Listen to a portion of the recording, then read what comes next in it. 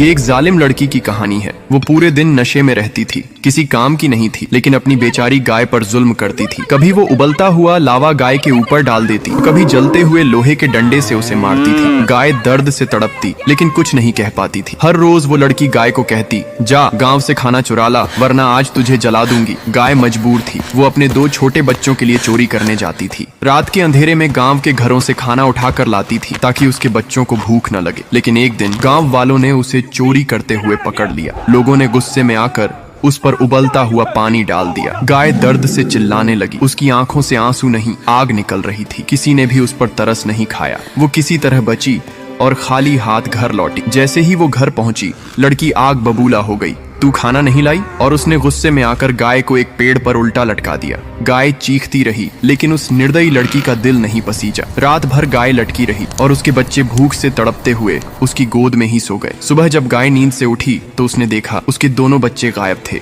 वो इधर उधर भागी, चिल्लाई, लेकिन कोई जवाब नहीं मिला। फिर उसने देखा उसके बच्चों का खून लगा हुआ बोरा बाहर पड़ा था। उसने सब समझ लिया। वो जालिम लड़की उसके दोनों बच्चों को शराब के बदले कसाई को बेच चुकी थी। गाय चीख चीख कर रोने लगी। उसकी आवाज पूरे गांव में गूंजने लगी। वो अपने बच्चों को याद करती रही और उनके बिना जीने की हिम्मत खो चुकी थी। गाय धीरे धीरे उस पुराने कुएं की तरफ चली गई, जहां वो अक्सर अपने बच्चों को ले जाया करती थी। उसने एक बार आखिरी बार आसमान की ओर देखा और बच्चों की याद में वो कुएं में कूद। फिर भी किसी ने इस गाय के लिए लाइक और सब्सक्राइब नहीं किया।